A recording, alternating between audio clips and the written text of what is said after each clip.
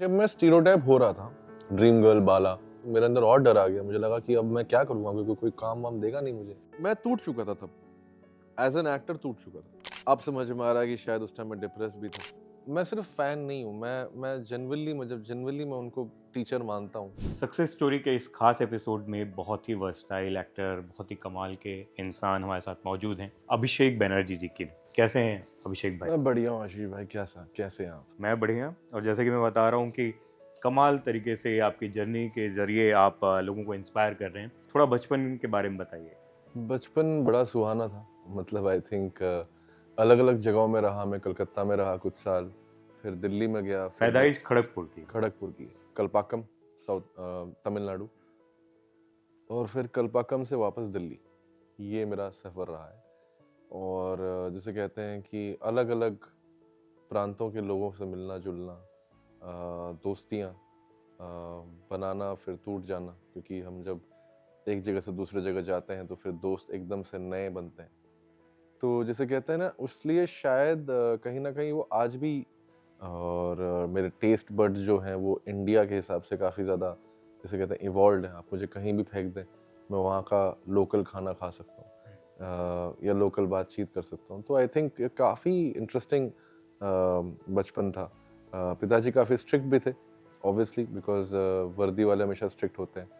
तो वो स्ट्रिक्टनेस ने कहीं न कहीं मुझे एक्टिंग सिखा दी, कि कैसे जो है मुश्किल सिचुएशन से निकलना है। वो आप टीवी देखते हुए खाना खा रहे होते थे और हाँ, अचानक से घंटी बजती थी। हाँ, हाँ, वहां हाँ। से वो एक्टिंग की हाँ, शुरुआत हो हाँ, गई हाँ, थी वहाँ से वो एक्टिंग की शुरुआत, या फिर कि साथ में अ, पुस्तकें खोल ली जाए और जी। पिताजी को ये लगे कि हाँ भाई जी, कुछ जी, पढ़ाई। जी, जी, जी, बिल्कुल, बिल्कुल, वो सारी चीज़ें होती थी।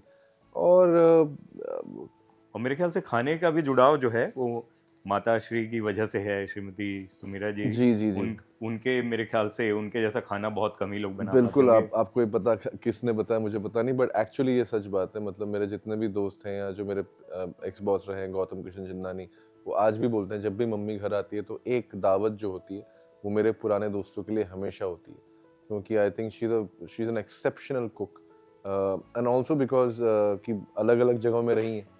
तो जिसे कहते हैं, साउथ का जो है खाना जो है वो फ्यूजन बन जाता है बंगाल के खाने के साथ। फिर मतलब दिल्ली यही, का एक अलग ही दिल्ली का एक अलग जायका नॉर्थ है। इंडियन बिल्कुल, जायका। बिल्कुल। तो वो सारे जायके जो हैं कहीं न कहीं मेरे घर में हमेशा से रहा है, और इसलिए एक स्वादिष्ट खाना हमेशा से बनाते रहे हैं। स्कूल टाइम पे ही थिएटर से भी जुड़ गए थे, मतलब वो कुछ हाँ, चीजें। स्कूल में बेसिकली जब मैं तमिलनाडु में था, कलपाकम में, तो वहाँ पे क्या होता था कि एक बड़ा अच्छा चीज़ था। मतलब आई थिंक बहुत सारे स्कूल्स में होता भी है कि आप अपने क्लासरूम में एक स्किट बनाते थे। तो मुझे याद है, पहला जो मेरा एक्टिंग का जो, मतलब जिसे कहते हैं कि पहला एक्सपीरियंस था, वो क्लासरूम का एक प्ले था। I think robin hood, if I am not wrong. तो वो मैंने सबसे पहले किया था, और वहां से ना ये क्या कौन होता, सी क्लास की बात है? 6th standard. और तब क्या था कि मतलब उस टाइम पे अगर थोड़ी भी अच्छी कर दो एक्टिंग, तो वाह वाह ही होना। मतलब लोग जो है क्या बोलते हैं, आपकी और तारीफ आप कर रहे हैं। इंट्रोवर्ट से थे। हाँ, मैं तो इकलौता बच्चा था, तो मैं काफी इंट्रोवर्ट था। और ये थोड़ा सा एक लिबरेटिंग फील था कि हाँ, एक्टिंग के हाँ, जरिए हाँ, हाँ, आपको। हाँ, बिल्कुल, बिल्कुल। तो वो मुझे हमेशा, जिसे कहते हैं, उसका बड़ा फ़ायदा मिला।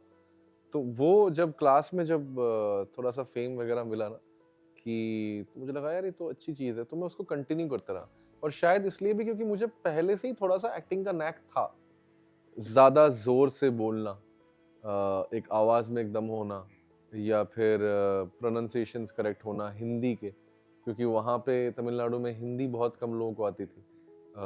तो वहाँ मतलब उच्चारण, वो सारी चीज़ें जो है ना, वो कहीं न कहीं मुझे काफ़ी हेल्प की वहाँ पर। दिल्ली में मैंने काउंट ऑफ मोंटे क्रिस्टो बोल के एक नाटक था, वो किया एनुअल डे पे। और काफ़ी ज़्यादा, जिसे कहते हैं, मेरे एक्स्ट्रा करिकुलर एक्टिविटीज़ में ही टाइम गुज़रता था। और 11th में मैं साइंस स्टूडेंट भी था, तो मतलब साइंस पढ़ना और समझना थोड़ा-सा मुश्किल भी वो हो रहा था। पिताजी की वजह से कि हाँ, वो चाहते थे कि। पिताजी की नहीं, अगर आप अभी भी देखें तो कितने ही फैमिलीज़ होंगी जो बोलती हैं कि आर्ट्स लो। एक दिन आई थिंक स्कूल में कोई फंक्शन था, और एंकरिंग करने वाले थे आप एंकरिंग शायद। करने वाला था मैं। और वो एंकरिंग करते हुए जैसे मैं स्टेज पे चढ़ रहा था, तो एक मैथ्स की टीचर थी, उन्होंने मुझे पीछे से ताना मार दिया, क्योंकि मेरे मार्क्स कम आ रहे थे, कि अभिषेक, यू डू दिस ओनली ना, इसी में यही यही करो तुम। और उनकी बात मुझे एकदम गुरु मंत्र जैसी लगी, यूरेका मोमेंट हुआ मुझे। मुझे लगा यार ये बात करेक्ट बोली उन्होंने, साइंस पढ़ नहीं रही है, क्या कहते हैं और तब कुछ, शायद लक्ष्य मूवी का वो बमन ईरानी वाला बिल्कुल डायलॉग वो भी आपको याद आ गया। घास काटो तो अच्छे से काटो। तो मतलब इसीलिए तब तब से मुझे लगा कि यार नाउ अगर कोई ऐसा बोल ही रहा है कि मैं इसमें अच्छा हूं तो क्यों ना मैं यही चीज करूं। और तब जाकर मैंने जिसे कहते हैं कि जिसे कहते हैं सोचा उस बारे में, सीरियसली सोचा। और किरोड़ीमल कॉलेज, और मैं अमिताभ बच्चन का बहुत बड़ा फैन था, तो मेरे लिए था कि किरोड़ीमल कॉलेज जाना, क्योंकि बच्चन साहब उस कॉलेज से थे। तो मैंने वहाँ का पता किया कि वहाँ एडमिशन कैसे लेते हैं। तो ज़ीशान आयूब जो एक्टर हैं वो मेरे स्कूल के स्कूल सीनियर सीनियर। मतलब मेरे साथ के नहीं है, मतलब मेरे से पहले पास आउट हो चुके थे, लेकिन मेरा जो बेस्ट फ्रेंड है वैभव टंडन, उसके बड़े भाई का बेस्ट फ्रेंड वो थे ज़ीशान।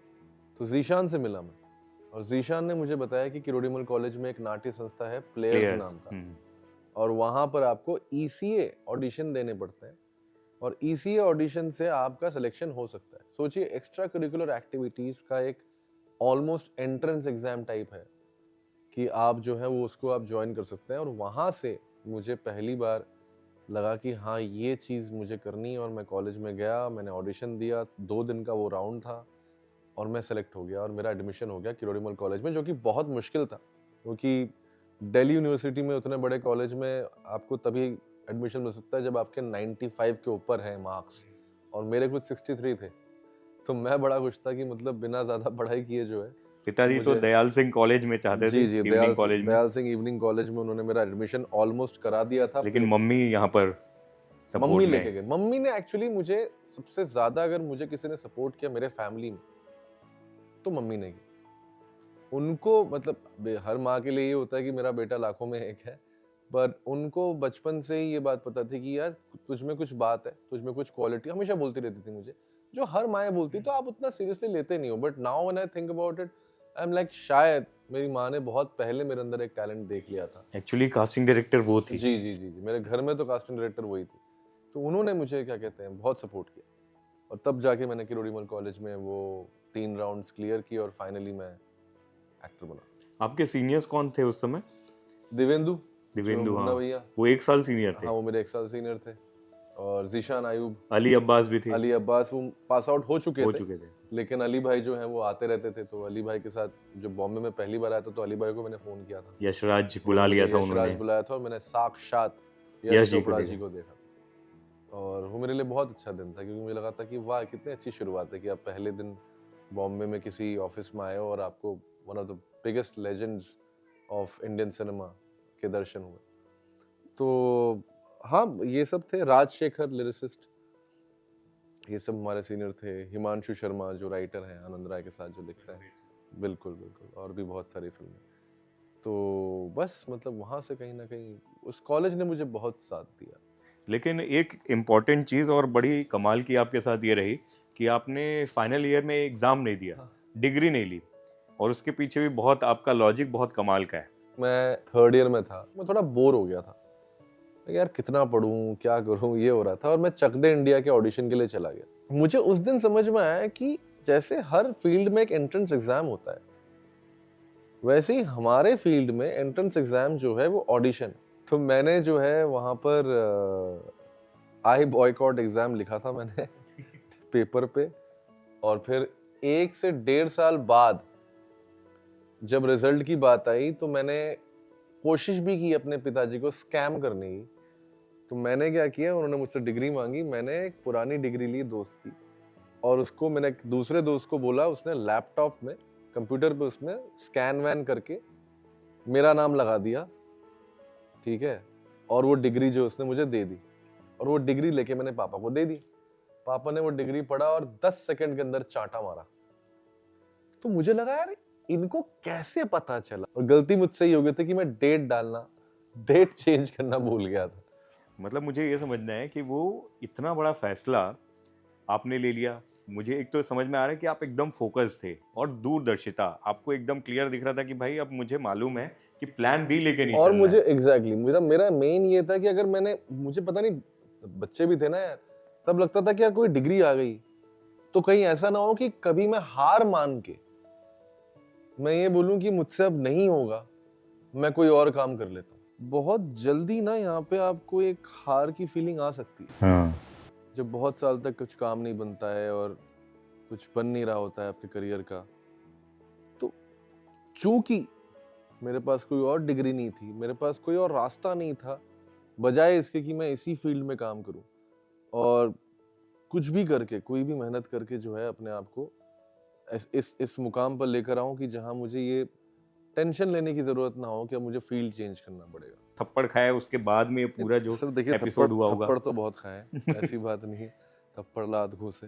बट एक बार तो हेड वाला हाँ, अरे आपको सब हेडबट वो भी पता है। हाँ हाँ, मैंने कोशिश की थी अपने पिताजी के हाथ रोकने की। जिनेदिन जिदान बन गए उन्होंने, थे। हाँ, उन्होंने सर ही भेड़ दिया मेरे नाक पे। ये अद्भुत है लेकिन। हाँ।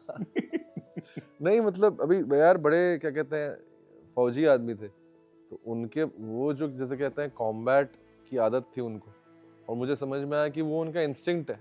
तो पहली बार कब बताया कि अब यही करना है? कॉलेज से निकलने के बाद ही मैंने बोल दिया था कि मुझे तो अब यही करना है और मुझे कोई समझ नहीं आ रहा। मैंने कोशिश की थी, कॉल सेंटर के जॉब्स होते हैं दिल्ली में बहुत हाँ, उस पॉपुलर, समय तो बहुत बहुत पॉपुलर थे। ये तो मैंने 2004-5 के आसपास की हाँ बात जी, हाँ बता जी, रहे हाँ हो। जी, हाँ जी, 2004-5 में बहुत प्लेसमेंट्स हो रहे थे, बहुत कुछ हो रहा था और मुझे एक पार्ट टाइम जॉब मिल भी गई थी एक कॉल सेंटर में। वो होती थी 4-5 घंटे की शिफ्ट होती थी और वहां से मेरा वो हुआ कि मैं जॉब नहीं कर सकता। मुझे इतना समझ में आया कि मैं जॉब करने लायक हूं नहीं, हम्म।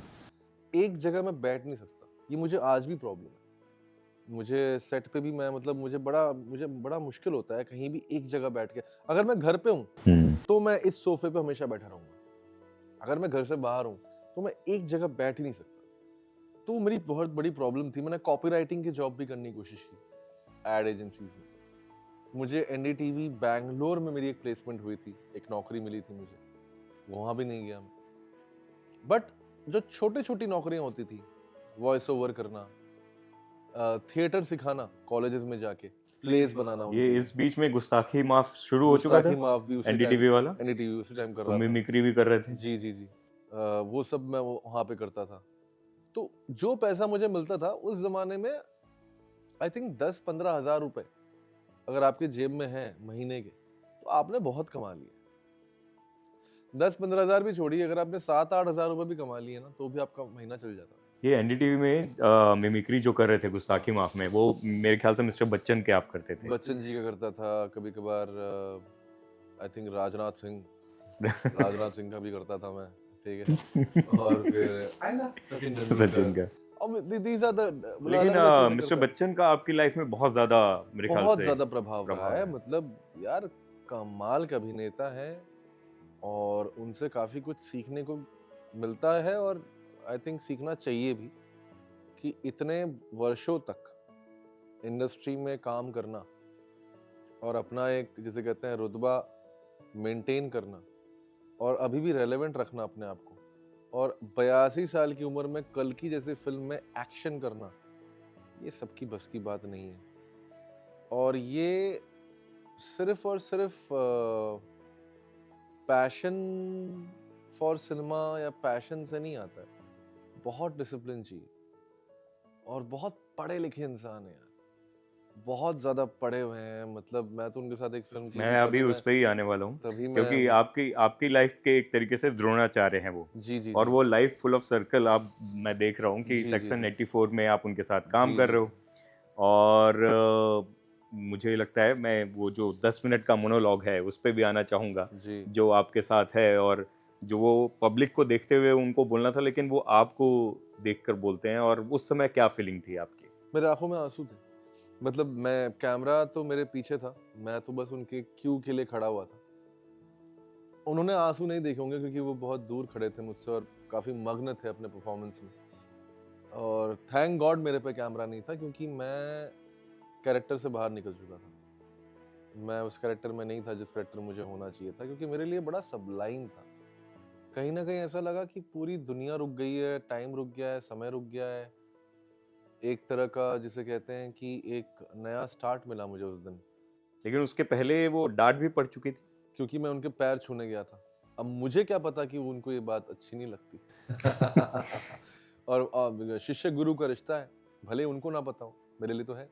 तो मैं गया और जैसे ही मैंने पैर, don't don't do that, don't do that, और उन्होंने जैसे ही बोला ना, मैं ऐसा हो गया था कि अरे यार मैंने कुछ गड़बड़ कर दी, अब क्या होगा, पहला दिन है, डायलॉग तक नहीं बोला है, शूटिंग शुरू भी नहीं हुई है और उससे पहले ही जो है मैं उनके बैड बुक्स में आ गया। तो मैं बड़ा डरा हुआ था, सहम गया था मैं।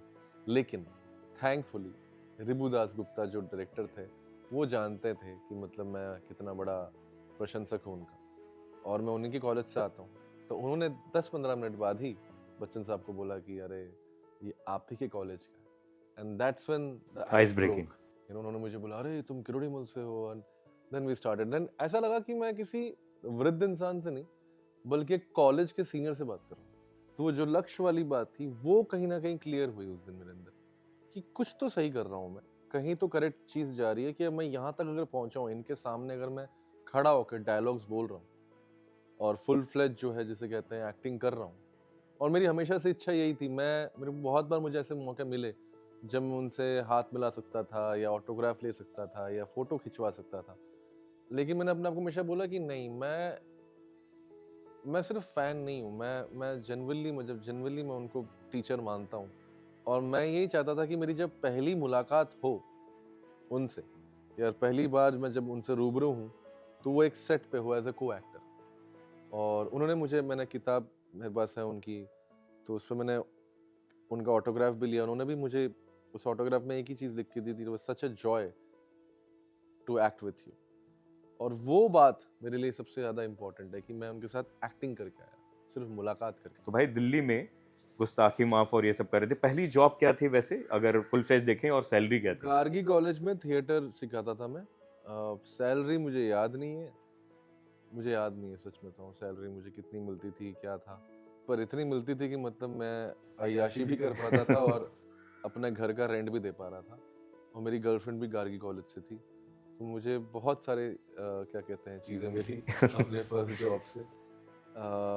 उसके बाद मैंने कुछ वॉइस ओवर्स किए। लेकिन इस बीच में आरडीबी हो चुकी थी, रंग दे बसंती, हाँ, वो तो कॉलेज में हो गई थी। और ये चक दे के बाद, या इस बीच में और ऑडिशंस और बाकी चक दे चीजें के बाद मतलब? कोई ऑडिशन नहीं दिया मैंने दिल्ली में कभी, कुछ ऐसा किसी भी चीज़ का ऑडिशन नहीं दिया। बजाय देवडी में जब एक्स्ट्रा बने गौतम थे? किशन चंदानी जब आए थे, तो उसमें एक छोटा रोल था, उसका ऑडिशन देने गया था। वहां से एक्चुअली मुझे फिर कास्टिंग का जिसे कहते हैं ऑफर मिला।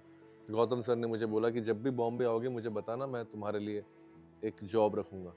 वो मेरे लिए बहुत बड़ी बात थी। मेरे ख्याल से वो एक तरीके से आपके यहाँ पहले गॉडफादर के तौर पे देखा, जी बड़े जी, भाई मेंटर के तौर सब पे। है वो मेरे मेरे मेरे मेरा मेरे एक तरह के लोकल गार्डन है वो। आज भी मुझे कोई तकलीफ होती है, कुछ भी पर्सनल लाइफ में, प्रोफेशनल लाइफ में कोई सवाल होता है, कुछ भी होता है, मैं हमेशा गौतम को फोन करता हूँ। आपको याद है उस समय किन किन लोगों की कास्टिंग की थी असिस्टेंट के तौर पर? जयदीप अहलावत का ऑडिशन लिया था सबसे पहला, और ऑडिशन लेके मुझे लगा था ये कौन एक्टर है यार, इसको मतलब बहुत अच्छा एक्टर है वो, और अलग बहुत ही तरह की कम। एक्टिंग करने वाले लोग। जी, तो मुझे पहली बार अगर किसी एक्टर को देखकर बॉम्बे में लगा था कि यार ये बड़ा इंटरेस्टिंग लगा मुझे किसी का परफॉर्मेंस, तो वो था जयदीप। और तब के टाइम पे अतुल मोंगिया का भी ऑडिशन लिया था, जो अतुल मोंगिया आज बहुत बड़े कास्टिंग डायरेक्टर और वर्कशॉप लेते हैं। राजकुमार राव का ऑडिशन लिया था, विकी कौशल का घन चक्कर में लिया था एक छोटे रोल के लिए। इस घन तरह का चक्कर के लिए तो आपको, आपका भी मेरा लगभग बहुत पहले मन था, मेरा हुआ नहीं, नमित दास का हो गया था। मेरा मन तो था, मन क्या मतलब, मुझे लगा था मुझे ही मिलेगा, क्योंकि गौतम मेरे बॉस थे, 4 साल उनके साथ काम कर चुका था। राजकुमार गुप्ता जी के साथ नो वन दूसरी किल्ड। फिल्म थी नो वन किल जैसिका। तो इन ए वे मेरे दिमाग में ये था कि अब तो मुझे मिलना ही मिलना है, मुझे ब्रेक मिलेगा ही और मिलेगा। नो लेकिन वन वो किल्ड ब्रेक, में पिक पॉकेटर का रोल किया था, बहुत जी कमाल जी जी, किया था। हाँ, पिक पॉकेट का रोल किया था। उसमें भी उन्होंने मुझे दोस्त का रोल ऑफर किया था, मनु शर्मा का, जीशान के लेकिन दोस्त। दोस्त का आपको करना नहीं नहीं, था। मुझे करना नहीं था। ये क्लैरिटी जो है ना वो कमाल की रही है। वो ये क्लैरिटी, क्यों दोस्त दोस्त क्यों नहीं बनना था? क्योंकि दोस्त का हमेशा रोल जो है, अगर हमारे इंडस्ट्री में ना, वो शैडो कैरेक्टर्स होते हैं। वो कुछ करते नहीं है, उनकी कोई अपनी वॉइस होती नहीं है, वो बस बोलते हैं हाँ भाई, ठीक है भाई, अच्छा भाई, क्या भाई, ओके भाई, लव भाई, सब यही हो रहा है। और पता नहीं ये ऐसे दोस्त कहाँ हैं, क्योंकि जो ऐसे दोस्त दोस्त रियल लाइफ में टपली तो भी है खा ही रहे नहीं। हैं। हाँ, ऐसे तो नहीं है यहाँ पे, जिनको आप टपली मार दो और वो वापस आपको चाटा ना मारे। तो मैंने नहीं देखे ऐसे दोस्त। तो शायद वो दोस्त से ज्यादा चेले के रोल्स थे, साइड किक्स। तो मुझे चेला नहीं बनना किसी का, तो ये क्लियर था मेरा। तो मैंने तब बोला कि यार आप मुझे देना ही चाहते हो तो मुझे ये छोटा सा रोल दे दो, इसकी अपनी आइडेंटिटी है और ये जो है मुझे करने में मजा आएगा, भले ही लोग देखे ना देखे, पहचाने ना पहचाने, लेकिन कमाल की बात है कि उस रोल को जो डायरेक्ट करने वाले थे वो अमर कौशिक थे, एसोसिएट डायरेक्टर थे एसोसिएट उसमें। डायरेक्टर थे, और सेकंड यूनिट में उन्होंने मुझे डायरेक्ट किया था। And that is how my journey और माय रिलेशनशिप विद अमर भाई स्टार्टेड फ्रॉम देयर। तो बस मैं I was very happy doing all of that. हाँ, क्योंकि कास्टिंग करने थोड़ी आए थे आप। एग्जैक्टली। और घर मतलब वही बोल रहा हूँ, पैसे वैसे ठीक थे, सब कुछ ठीक था, लोग जानने भी लगे थे एज अ कास्टिंग डायरेक्टर। अब बहुत सारे लोग बहुत ट्रेनिंग और बहुत सारी चीज़ें करके आते हैं यहाँ आके, लेकिन इस ऊहा-पोह में या ये जो चकाचौंध है उसमें ना फँस जाते हैं और वो सेल्फ डाउट आने लगता है, ट्रस्ट डाउट में बदल जाता है। वो आपके साथ मैं देख रहा हूँ कि वो दिल्ली से लेके अब तक वो ट्रस्ट रहा है हाँ, हमेशा। हाँ, हाँ। पर ये जो डाउट की बात है वो घनचक्कर के बाद आया था। मैं टूट चुका था तब, एज एन एक्टर टूट चुका था। मुझे लगा था कि मुझसे नहीं हो पाएगा, मैं कुछ और सोचता हूँ। मैं शायद डायरेक्शन की सोच रहा था, या मैं शायद राइटिंग को लेके सोच रहा था कि मैं कैसे उसमें बढ़ूं। अब समझ में आ रहा है कि शायद उस टाइम मैं डिप्रेस भी था। ये डर जो आप बता रहे हो हाँ। वो यही था कि अगले दिन शूट है और आप देवाशीष को फ़ोन करके बोल रहे हो कि मैं नहीं आ पाऊँगा? जी, मैं गोवा से आया था तब नया-नया। मतलब घूम-घाम के मैं वापस आया था, और पता नहीं क्या हुआ, मुझसे लगा कि मैं कर ही नहीं पाऊँगा। क्योंकि इतने टाइम से एक्टिंग की नहीं थी फुल फ्लेज्ड। शॉर्ट फिल्म में काम करना या एक सीन का रोल करना अलग बात है। 15 दिन का फुल फ्लेज्ड कैरेक्टर करना, वो भी इतना डार्क कैरेक्टर। और मुझे हमेशा लगता था कि देव मुझसे एक्टिंग करा रहा है ताकि उसकी कास्टिंग हो जाए।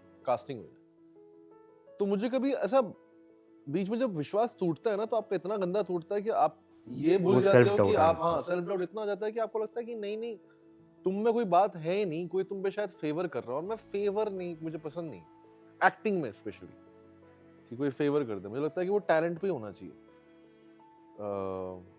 वो अलग बातें होता नहीं, बट होना चाहिए कि मतलब आपको टैलेंट पे काम मिलना चाहिए। क्योंकि एक अच्छा एक्टर आपका ना सिर्फ टाइम बचाता है सेट पे, पर मुझे लगता है कि आपकी कहानी जहां पर है उसका 10 टाइम्स बाहर निकल कर आता है अगर आप किसी अच्छे एक्टर को कास्ट कर लो अपने फिल्म में, अपने सीन्स में।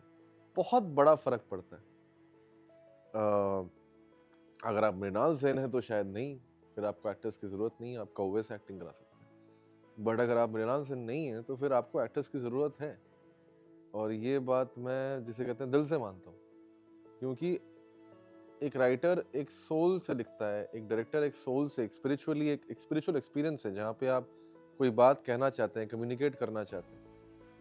तो उस कम्युनिकेशन को आगे कम्युनिकेट करने के लिए भी ऐसे लोगों की जरूरत है जो उस चीज को स्पिरिचुअली समझे, not only in terms of project, scene, ये वो। आप कहना क्या चाहते हैं, डायरेक्टर क्या समझाना चाहता है इस कहानी से दुनिया को। हो सकता है सिर्फ एंटरटेनमेंट हो, लेकिन किस तरह का एंटरटेनमेंट कराना चाहता है, तो वो समझ बहुत जरूरी है एक एक्टर के अंदर। और जब तक वो वेसल नहीं बनेगा, क्योंकि डायरेक्टर और ऑडियंस के बीच का जो वेसल है वो आपका एक्टर है। राइटर का भी वही एक्टर है, शब्द एक्टर बोल रहे। तो वो समझ जब तक एक्टर में नहीं होगी कि मैं वो वेसल हूं, मैं वो जहाज हूं जिसको यहां से जाके यहां तक ये डिलीवरी देनी है, तब तक आपका काम जो है वो शैलो रहेगा, है ना।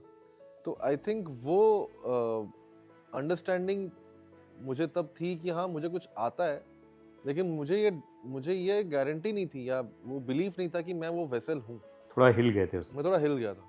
देवाशीष ने कैसे मोटिवेट किया फिर? देवाशीष ने मैंने उसको अपनी कुछ ऐसी बोला था कि, और उस टाइम हो भी रहा था, मुझे थोड़ी उल्टी उल्टी हो रही थी, और देवाशीष ने अपनी बीमारियां गिना दी। और वो बेचारा इतना ज्यादा बीमार था, या उसकी स्थिति इतनी बुरी थी कि वो देख के मुझे लगा कि अच्छा चलो कर लेते हैं। तब पहली बार मुझे जैसे कहते हैं समझ आया कि अच्छा डायरेक्टर एक्टर का रिश्ता कितना इंपॉर्टेंट है। ऑलमोस्ट माँ बेटे का रिश्ता है, या बाप बेटे का रिश्ता है। देव ने मुझे थोड़ा संभाला, थोड़ी सी हिम्मत दी, पहला सीन हुआ, और उस पहले सीन के बाद मुझे बहुत, जिसे कहते हैं कि वापस मेरा कॉन्फिडेंस वापस आ गया, और फिर मैंने बहुत मजे लिए उस सेट पे। बहुत डार्क कैरेक्टर था, बहुत निकले dark। कैसे उससे बाहर? रेपिस्ट का किरदार, मुश्किल हुआ। आज भी लोग कमेंट करते होंगे उस किरदार को लेकर आपको, धावले भाऊ। हाँ, जब भी कोई देखता है तो बड़ी नफरत भरे चीजें लिख के भेजता है मुझे इंस्टाग्राम पे। मतलब उस यार चक्कर क्या है ना, तब आप रॉ भी थे ना, आपको अब अगर मैं बोलूं, अभी भी वैसे मुझे दिक्कत होती है। मैंने अभी रिसेंटली एक फिल्म बना की, अच्छी फिल्म थी, विनोद कांबले साहब बना रहे हैं, बहुत अच्छे डायरेक्टर हैं, और उन्होंने मुझे एक फिल्म ऑफर की जहां पे वही मुझे अब्यूजिव कैरेक्टर प्ले करना था। मैंने मना कर दिया क्योंकि मुझे समझ में आया कि यार मुझे जाना ही नहीं है। क्योंकि क्या होता है कि मैं कंट्रोल नहीं कर पाता हूँ कि अपने माइंड को मैं इतना ज्यादा डिवाइडेड रखूं कि मैं एक्टर भी हूँ, स्विच ऑन मैं स्विच ऑफ वाला। सेलिब्रिटी भी हूँ, मैं ये भी हूँ, मैं इतना नहीं कर पाता। मुझे अगर कोई कैरेक्टर दोगे तो मुझे ना 80% घुसने की जरूरत है, वरना मैं अच्छी एक्टिंग कर नहीं पाऊंगा। मैं वरना बहुत सरफेस लेवल वाली एक्टिंग करूंगा जिसमें मुझे ज्यादा मजा आता नहीं है। तो मैंने जानबूझ के, मुझे वो धावले का एक्सपीरियंस अभी भी इतना ज्यादा है कि मतलब कि लगता है कि यार नहीं यार, मुझे ना वो डार्क स्पेस में जाना नहीं है। ऐसा नहीं कि मैं सड़क पे जाके लड़कियों को अब्यूज करने लगूंगा, बट आप जिसे कहते हैं अपने आप से जब ना खुश हो, क्योंकि जो कैरेक्टर आप कर रहे हैं उसका एक पार्ट आपके अंदर रहता है, तो आप ना खुश रहने लगते हैं अपने आप से, आपको नाराजगी होने लगती है अपने आप से। तो धावले की जब भी आप बात करते हैं तो मुझे नाराजगी है, मुझे गुस्सा है। वो उस फेस में भी, क्योंकि उस समय वो वैसा फेस चल रहा था जब थोड़ा सेल्फ डाउट भी था, और उस समय ऐसा कैरेक्टर मिल जाए। सेल्फ डाउट था, और सेल्फ डाउट शायद खत्म भी हो रहा था हो इस रहा था प्रोसेस उसी में, से, धीरे हाँ। धीरे प्रोसेस में। नहीं, इनफैक्ट सेल्फ डाउट से ज्यादा कॉन्फिडेंस बढ़ गया था, क्योंकि धावले था ना। धावले तो बाप है, वो तो भगवान है अपने दिमाग में, वो तो सोसाइटी का भला कर रहा है, वो तो सोसाइटी का जिसे कहते हैं राजा है। लेकिन एक घृणा भी थी उस किरदार को अब लेकर। वो घृणा जो थी वो अभिषेक की थी। तब वो घृणा और कॉन्फिडेंस की लड़ाई बहुत ज्यादा तगड़ी चल रही थी अंदर, और उस लड़ाई के चक्कर में जिसे कहते हैं कि मेरा जो समीकरण था वो बदल गया, हिल गया। और तब मुझे लगा कि नहीं यार, मुझे बैलेंस चाहिए, मैं कांस्टेंट डार्क कैरेक्टर्स नहीं कर सकता, स्पेशली अब्यूजिव कैरेक्टर्स। मुझे ये समझ में आया कि I don't want to play abusive characters that much कि मैं अफेक्ट होने लगूं अपने आप से। और मुझे अभी तक जिसे कहते हैं कि अब शायद थोड़ा मैं स्मार्टर हो गया हूं to know how to deal with characters and how to not take them back with me. कि मैं घर जब आऊं तो बोलते हैं ना, काम को वापस नहीं लाना चाहिए, वैसे कैरेक्टर्स को वापस नहीं लाना चाहिए। लेकिन कभी कभार ऐसा होता है कि आप खो जाते तो हो। ये दो किरदार ऐसे हैं जो आपने निभाए, और दोनों वैसे ही हैं, क्योंकि आप हथौड़ा त्यागी की जब बात करते हैं तो उसमें वो अपनी अलग दुनिया में है, उसको लोग समझ नहीं सकते, वो जानवरों के थ्रू बात कर रहा है, और सिर्फ मास्टर जी हैं जिनके साथ वो एक रिस्पेक्ट वाला रिलेशन है। वो पूरी तरीके से सेक्लुडेड है। उस कैरेक्टर में अपने आप को कैसे ढाला जब वो कर रहे थे, तब क्या इमोशन चल रहे थे, और लाइफ का कौन सी चीज़ों को उसमें डाला। फिर जाफा की भी बात करूँगा, वो इतना अब्यूज़ झेल चुका है, और वो सब चीज़ों का जब वो निकाल रहा है, इमोट कर रहा है, तब क्या चीज़ें आप लेकर आए? नहीं, बिकॉज ऑफ धावले, पाताल लोक का हथौड़ा त्यागी वाज इजियर फॉर मी, क्योंकि मैंने धावले करा था तो मुझे शायद जिसे कहते हैं कि वो ना एक switch on switch off mode है मेरा। वो एक कैरेक्टर ने मेरी लाइफ, मुझे लगता है लाइफ लॉन्ग एक सीख दे दी है about negative characters. Power play करना मेरे लिए बड़ा इजी है इस वजह से, क्योंकि मैंने धावले का पावर महसूस किया। और उस तरह का जब पावर आप महसूस करते हो, जब आप किसी दूसरे इंसान के ऊपर इस तरह का एक्सप्लॉयटेटिव बिहेवियर रखते हो कि आपको कोई रिपरकशन की जरूरत नहीं है, specially with a young child, उसको आप बीट नहीं कर सकते हो। मतलब गोली चलाना या चाकू मारना ना बहुत आसान होता है, मुझे लगता है। खैर, तो जब पाताल लोक कर रहा था मैं, तो मुझे यही लगा था कि यार हथौड़ा त्यागी, गुस्सा, बल, और ये सब जो पहले फर्स्ट थॉट्स जब आते हैं किसी भी कैरेक्टर को लेके, तो वो फर्स्ट थॉट्स आए। फिर जो आपने बात बोली जानवर वाली, और वो उस सिचुएशन से मुझे समझ में आया कि गुस्से से ज्यादा जरूरी है इंसानियत इस किरदार में।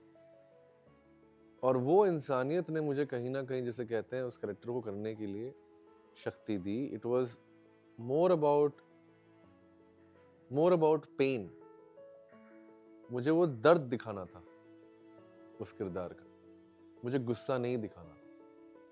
तभी शायद गुस्से में भी आपको दर्द दिखेगा, है ना।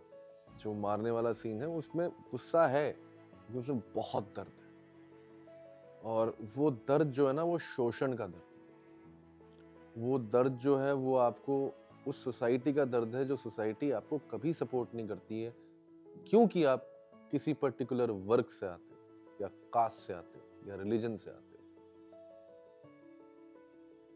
जब आपका खुद का देश ही आपका ना हो, या आपको खुद की सोसाइटी आपका ना हो, या परिवार आपका ना हो, वो दर्द। फिर जर्नी की आगे कैसे बढ़ी? स्त्री कब आई लाइफ? बस अज्जी का स्क्रीनिंग जिस दिन हुआ, उस दिन अमर कौशिक जी ने फिल्म देखी और उन्होंने मुझे एक बहुत बड़ा कॉम्प्लीमेंट दिया। उन्होंने बोला है तूने अमरीश पुरी साहब की याद दिला दी, जो मेरे लिए आज तक का बहुत बड़ा कॉम्प्लीमेंट है। मुझे लगता है कि फिनोमिनल एक्टर रहे हैं वो। और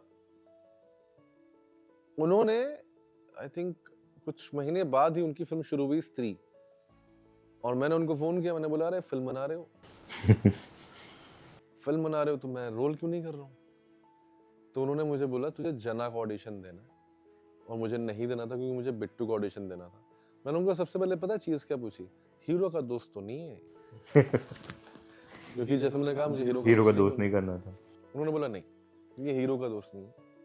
अगर तुमने रंग दे बसंती की है तो तुम्हें पता है कि उसमें कोई भी तुम किसी को हीरो नहीं बोल सकते, सब कैरेक्टर्स हैं, सब दोस्त हैं। स्त्री भी ऐसी फिल्म। और तब मैंने बोला चलो ठीक है, मैं जना का ऑडिशन दिया और मैं सिलेक्ट नहीं हुआ, पहले कोई और हुआ।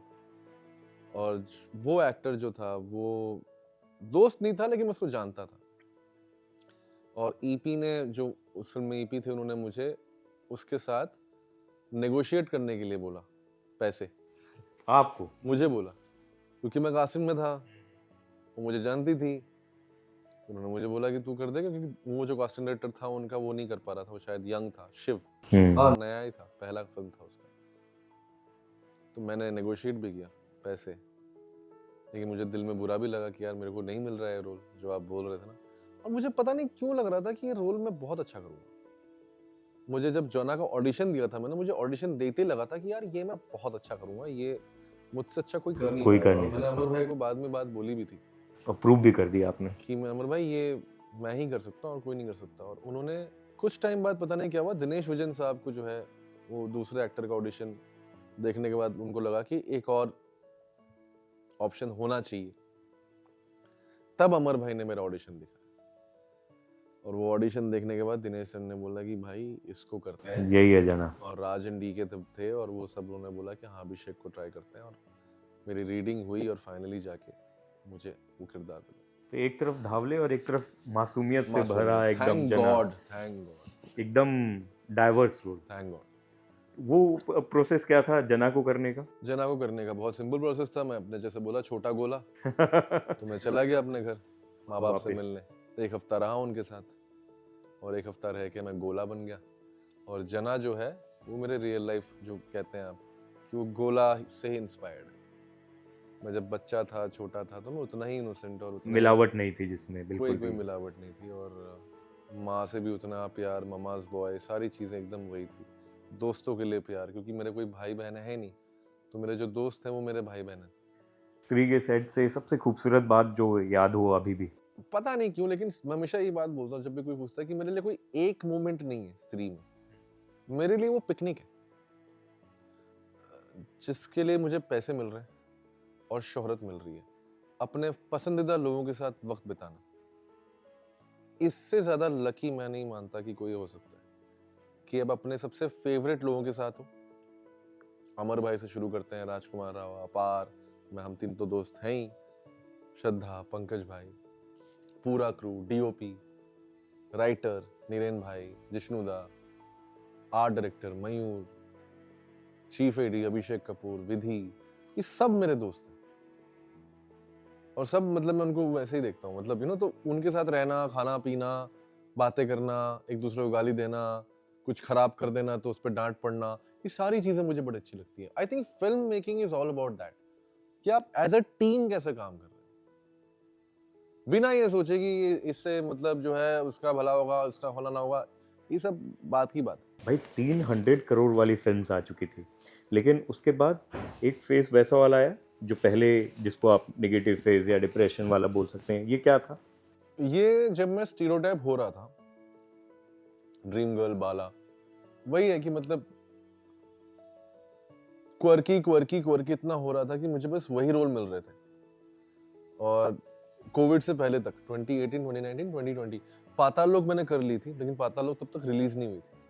जो भी ऑफर मेरे पास आ रहे थे सारे ऐसे कॉमेडियंस और ये वाला वो वाले स्पेस में हो रहा था। मतलब एक तो वो भी ना कॉमेडियन, ये पता नहीं ये कहाँ से ये बात इजाद हुई है। क्योंकि मैंने किसी भी वेस्टर्न इंडस्ट्री में कहीं पर भी ये शब्द नहीं सुना है, सिर्फ हमारे यहाँ। एक्टर होता है एक्टर उसमें। होता है, वो तो कॉमेडी कर सकता है, ड्रामा करता है, वो एक्शन भी कर सकता है, सब कुछ कर सकता है एक्टर। पर ये भी दिक्कत है कि अभी क्या होता है कि आपकी कोई एक चीज क्लिक हो जाती है, लोगों को लगता है अरे ये यही कर सकता है। तो ये मुझे डर लग गया, मुझे सडनली लगा कि यार शिट, मुझे फिल्में तो मिल रही हैं लेकिन मुझे एक तरह की फिल्में मिल रही हैं। तो चस्पा कर दिया जाएगा कि इसी तरीके का एक्टर। किरदार भी वही मिल रहे हैं। अरे हकला करेगा, हकला के कॉमेडी कर दे, या कूद के कॉमेडी कर दे, या चेहरा बना के कुछ कर दो। I couldn't understand that. मुझे लगा यार शिट, मैं तो गया, मेरा तो करियर खत्म हो जाएगा ऐसे। मतलब मैं दूसरे कोई किरदार मुझे मिलेंगे ही नहीं। तो मैं बड़ा डर गया। और कोविड के बाद तो और जैसे कहते हैं सबके अंदर एक डर तो आया ही था, तो मेरे अंदर और डर आ गया। मुझे लगा कि अब मैं क्या करूंगा, कोई काम वाम देगा नहीं मुझे अलग तरह के किरदार। थैंक गॉड कोविड के टाइम पे पाताल लोक आया। और पाताल लोक के बाद आई थिंक एक तरह का जैसे कहते हैं कि एक विश्वास आया लोगों के अंदर कि हाँ ये अलग तरह के किरदार कर सकता है। और मैं ये नहीं कह रहा हूँ कि मैं कंप्लीट एक्टर हूँ, मैं अभी भी अपने आप को एक्सप्लोर कर रहा हूँ। मुझे नहीं लगता है कि मैं जब भी कोई इस तरह के एडजेक्टिव्स यूज करता है कि वर्सेटाइल और ये वो, लगता है कि हाँ बट आई नो कि मेरी कमियां कहाँ हैं, मेरे फ्लॉज कहाँ हैं। आने वाले प्रोजेक्ट्स हैं, स्टोलेन की बात करें, कई सारे वेनिस फिल्म फेस्टिवल हो, बहुत इंटरनेशनल फिल्म फेस्टिवल्स में गई है फिल्म को, बहुत सराहा गया है। उसके बारे में बताइए। बहुत ही बढ़िया एक्सपीरियंस था। आई थिंक मैंने वो फिल्म जो है, बहुत सही डिसीजन था मेरा कि वो फिल्म मैंने की। मुझे वेनिस में एक बहुत बड़े प्लेटफॉर्म पर अपना काम दिखाने को मिला। बहुत सारे international film makers, producers, actors के साथ इंटरेक्शन करने को मिला, वहाँ की ऑडियंस इंटरेक्शन करने को मिला। वो 3 दिन के लिए मैं वहाँ पे एक एक्टर था। लोग मुझे पहचान रहे थे। इटालियन, किस तरह का किरदार है उसमें? एक बूर्जुआ अपर मिडिल क्लास कैरेक्टर है जो कि अपने स्टेटस और अपने पैसों में इतना ज़्यादा ब्लाइंडेड है, डिल्यूजनल है कि उसे अपने आसपास की असलियत को पता ही नहीं। बिल्कुल opposite of how I treat probably acting, कि मैं अपने आप को हमेशा अवेयर रखने की कोशिश करता हूँ। और मेरा जो किरदार है स्टोलन में वो बिल्कुल भी अवेयर नहीं है। उसे कुछ अभिषेक से पता ही एकदम नहीं। ऑपोजिट है ये। एकदम ऑपोजिट है। और किस तरह से वो अवेयर होता है दुर्घटनावश, तो ये है किरदार। स्टोलेन के अलावा स्त्री 3 पे काम। अभी तो वो सब तो अनाउंस हुआ ही है, भेड़िया 2 भी अनाउंस हुआ है, मिर्ज़ापुर फिल्म करना है। और स्टोलन के अलावा सेक्शन 84 है बच्चन साहब के साथ, राणा नायडू 2 है, जफा। अब देख के बताइएगा कि ये वाला जफा आपको कैसा लगा, क्योंकि मैंने कोशिश की है कि इसमें कुछ बदलाव अलग है। करूं, बदलूं। क्योंकि पिछले सीजन में मैंने किया तो था लेकिन मुझे लगा था कुछ कमियां हैं, तो उन कमियों को ठीक करने की कोशिश की है मैंने इस सीजन में। इस समय का एम्बिशन क्या है आपका?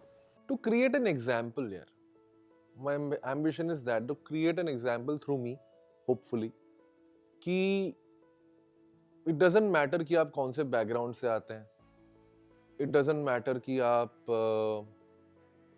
कि क्या कनेक्शंस हैं या नॉर्म को फॉलो कर रहे हैं कि नहीं कर रहे हैं। वो जॉनी डेप ने बड़ी सही बात बोली थी कि everybody wants to fall in the line, I don't want to be part of the line. तो मतलब आप कहीं से भी आके अगर आप सिर्फ अपने जो भी काम आप कर रहे हैं, अगर आप उस काम में अगर आप जनरली कुछ एफर्ट, डिसिप्लिन तरीके से, कमिटमेंट के साथ डालते हैं, तो आप सिस्टम को थोड़ा सा चेंज कर सकते हैं। पूरा बदलने में तो बहुत लोगों की ताकत लगती है, लेकिन अगर एक आदमी मुझे लगता है बदल सकता है तो वो बदलना चाहिए, ताकि हमारी फ्यूचर जनरेशन बड़ी सिक्योर्ड रहे।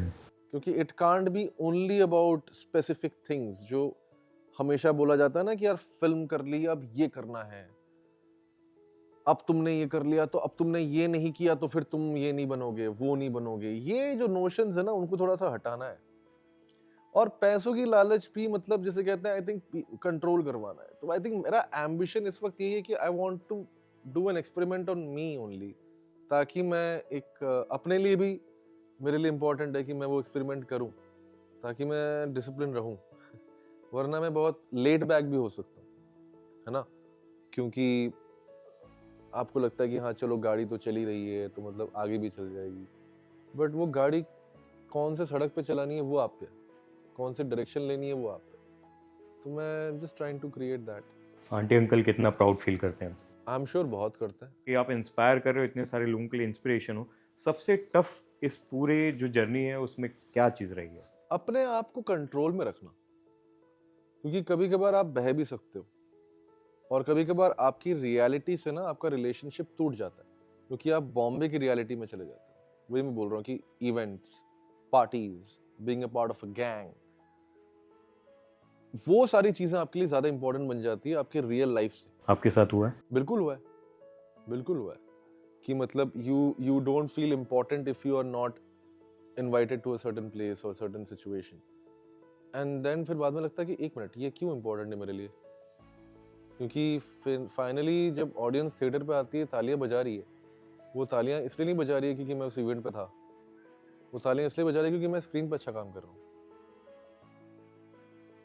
तो ये आई थिंक कभी कभार रीएडजस्टमेंट करना पड़ता है। तो आप, मुझे हमेशा ये लगता है कि किसी और से नहीं, आपको अपने आप से हमेशा अवेयर रहना चाहिए कि आप जो भी कर रहे हैं वो कहीं आपको अपनी रियलिटी से दूर तो नहीं लेके जा रहा है। और इनफैक्ट मुझे तो ये भी लगा जब स्त्री सक्सेसफुल हुआ और मैंने बहुत सारी चीज़ें की, उसके बाद काफ़ी सारे इवेंट्स में गया, इधर इधर क्या कहते हैं, परफॉर्मेंसेस या सब कुछ करने के बाद मुझे सडनली लगा कि अरे ये तो बड़ा, ये तो क्या कहते हैं, जिसे कहते हैं बड़ा इंटरेस्टिंग चीज़ है कि मैं एक्टर हूँ, और आज की डेट में अगर मुझे कोई बोले कि यार एक्टिंग करनी है, तो सबसे पहले मेरे दिमाग में आएगा कि इसको करने के बाद मुझे वो मिलेगा क्या? फलाने अवार्ड फंक्शन में कुछ परफॉर्म करने को मिलेगा, या फलाने किसी भी मीडिया की किसी बड़ी चीज में कुछ कुछ अवार्ड मिलेगा या कुछ।